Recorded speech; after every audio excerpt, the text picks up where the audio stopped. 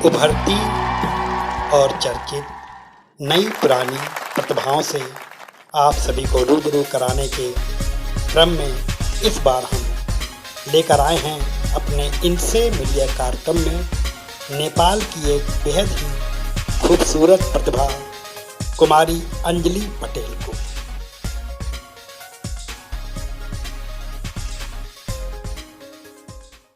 दिखावटी हो उसको माया बनावटी हो, जब चल उसको माया सजावटी हो, जब चल पाए उसको माया सजावटी हो।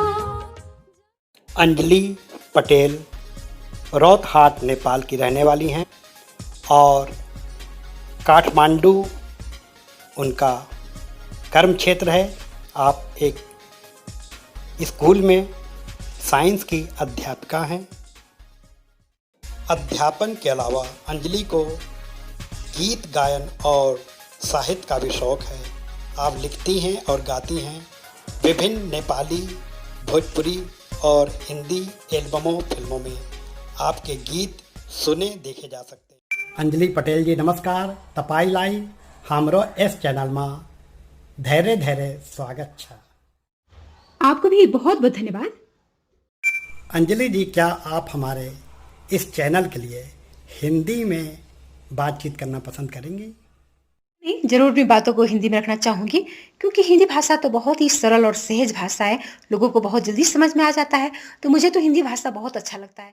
अंजलि जी, एक बात बताइए, आपने केमिस्ट्री से बीएससी किया, फिर हेल्थ और फिजिकल एजुकेशन में एमएड किया।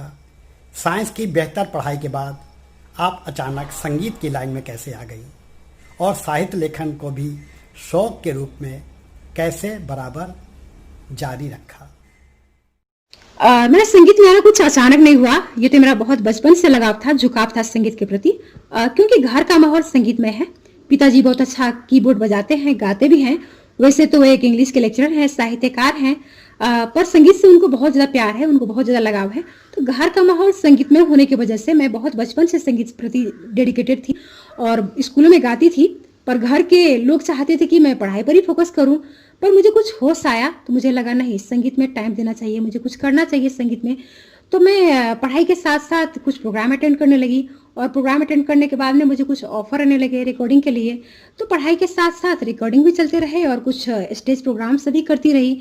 और फिलहाल मैं अभी एक तिब्बतीन स्कूल में साइंस पढ़ाती हूँ सेकेंडरी लेवल के बच्चों को, और साथ साथ क्लासिकल म्यूजिक सीख भी रही हूँ। हमर कंगना आहा आबे की छन के हमर कंगना, पिया नच नच बहारब अपने अंगना, पिया नच नच बहारब अपने अंगना, आहा आबे की भोरे सरहई कया जमुन प्यावे, गुलाब पर बैसल तितली हमरा सर मारे, रुंझुन बाजे रे बाजे पैर के आइया, छन छन छन के हमारे आए दोनों अखियां, दोनों बजाए के संगे देवोरे सावरिया।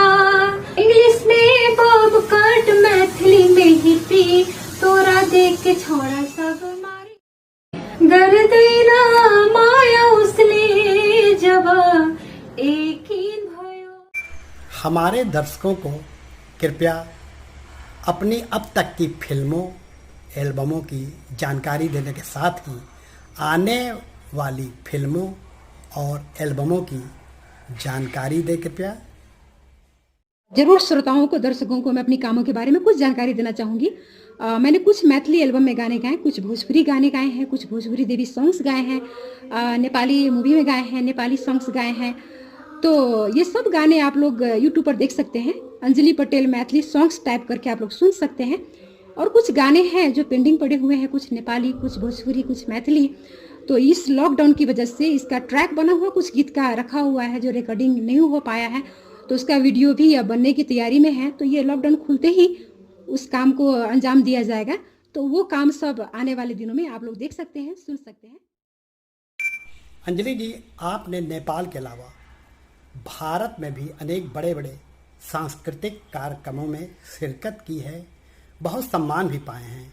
अपने देश के अलावा भारत के दर्शकों के बीच में आकर आप कैसा महसूस करती हैं, हम जानना चाहेंगे। हाँ, मैं नेपाल के अलावा भारत के बहुत बड़े बड़े कार्यक्रमों में मैंने शिरकत किया है और मुझे बहुत बड़ा बड़ा सम्मान और पुरस्कार भारत से ही मिला है, जिसका मैं बहुत बड़ा आभारी हूँ भारतवासियों का, मेरे श्रोताओं का। और ये प्यार हमेशा आप लोग बनाए रखेंगे, ये भी मैं विश्वास करती हूँ। और एक बात बताना चाहूँगी कि सभी को अपने देश में प्यार तो मिलता ही है, सम्मान तो मिलता ही है, पर मुझे भारत से जितना मुझे मिला है मैं बता नहीं सकती आप लोगों का। ये मेरे लिए बहुत बड़ी सौभाग्य की बात है। मेरे आदरणीय जन है जो मुझे बहुत प्यार करते हैं, उनको भी मैं कभी भूल नहीं सकती। और ये प्यार हमेशा के लिए आप लोग बनाए रखेंगे, ये भी मैं भगवान से प्रार्थना करूंगी। और ये बात तो सच है कि भारत के जनता में, भारतवासी में इतना जज्बा है कि कोई भी कलाकार को, किसी को भी ऊंचाई तक ले जाने में वो लोग कभी कमी नहीं रखते। तो ये बहुत बड़ी बात है भारतवासियों का और भारत के संपूर्ण श्रोताओं का। तो इसके लिए मैं आप सबको एक बार फिर से बहुत बहुत धन्यवाद देना चाहूंगी और आभार भी व्यक्त करना चाहूंगी। अंजलि जी, नेपाल या भारत का कोई ऐसा कलाकार जिसने आपकी ज़िंदगी में अपनी एक अमिट छाप छोड़ी है और जो आपका आइडल भी हो?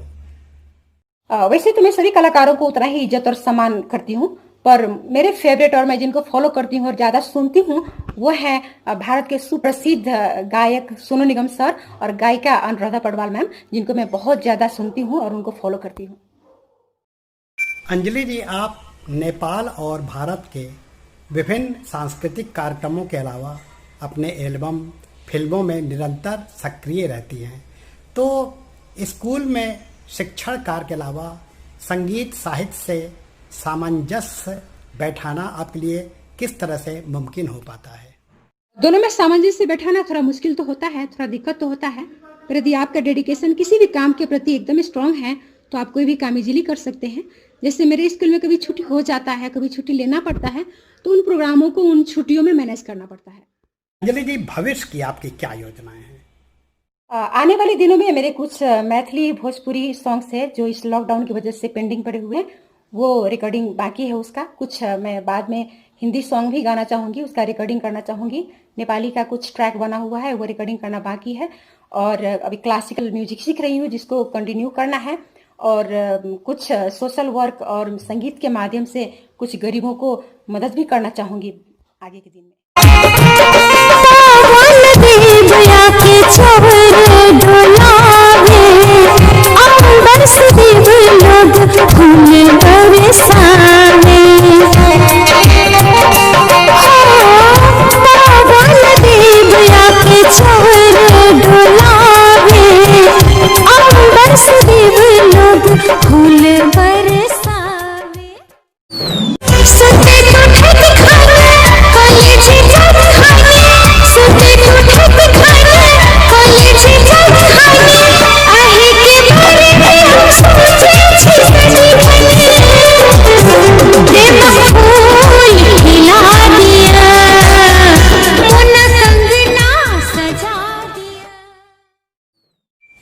आपने नेपाल रेडियो, दूरदर्शन पर अनेक कार्यक्रम प्रस्तुत किए हैं।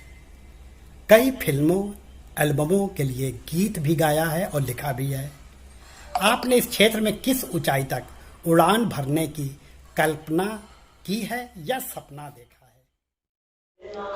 जी हाँ, मैंने कुछ दिन पत्रकारिता भी किया, यानी कि रेडियो में प्रोग्राम संचालन किया।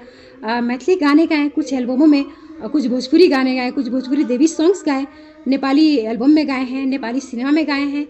संगीत सीख रही हूँ और रही हूँ उड़ान भरने की बात, तो संगीत को जीना चाहती हूँ, इसको कुछ दूर तक लेकर चलना चाहती हूँ। और लिखने की बात है तो पिताजी साहित्यकार है तो थोड़ा बहुत पढ़ ही जाता है, तो थोड़ा बहुत लेख वगैरह लिख लेती हूँ। अंजलि जी, आप नेपाली के अलावा हिंदी, मगही, भोजपुरी और थारू में भी गाती हैं, अंग्रेजी भी बोल समझ लेती हैं। आपने इतनी भाषाओं और बोलियों में इतनी दक्षता कैसे हासिल की है, हम भी जानना चाहेंगे। देखिए, भाषा एक सिंगर और एक कलाकार के लिए बहुत महत्व रखती है।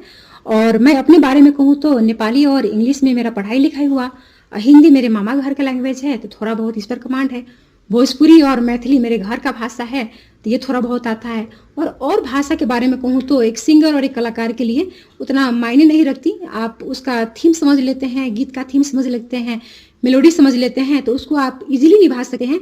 ये कोई भी कलाकार के लिए इजी हो जाता है मेलोडी और उसका थीम समझने के बाद में। तो मेरे में केस में भी ऐसे ही होता है, बस समझ के मैं गा लेती हूँ। चूल्हे पर कारब में आग भात भनसा, चूल्हे पर कारब में आग भात भनसा, करू करू पिया जी, करू करू राजा जी, गैस चूल्हा के व्यवस्था, करू करू पिया। किया खन खन खन कैया हमारे कंगना, आई औथिन की अंगना पर देसी सजना।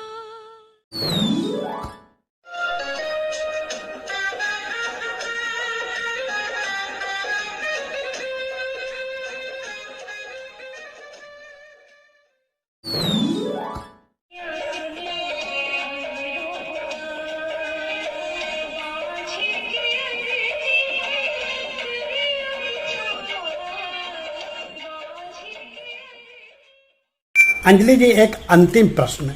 आप इतनी अच्छी कलाकार हैं, शिक्षिका भी हैं, अब तक अपने लिए अपने जैसा कोई वर क्यों नहीं ढूंढा आपने?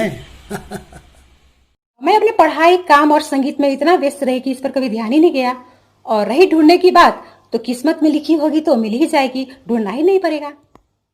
अच्छा, हमसे बातचीत करने के लिए आपका पुनः धैर्य धन्यवाद, स्वागत, नमस्कार। अच्छा, आपको भी बहुत बहुत धन्यवाद और आभार व्यक्त करना चाहती हूँ, क्योंकि आज इस इंटरव्यू के माध्यम से मुझे कुछ अपनी बातों को रखने को मौका मिला, श्रोताओं के बीच में कुछ अपनी फीलिंग्स शेयर करने को मौका मिला, और साथ ही साथ भारत के संपूर्ण श्रोताओं और दर्शकों को बहुत दिल से आभार व्यक्त करना चाहती हूँ, मुझे सुनने के लिए, मुझे सपोर्ट करने के लिए, और आगामी दिन में भी मुझे ऐसे ही साथ देंगे, सपोर्ट करेंगे, जिसका आशा भी रखती हूँ।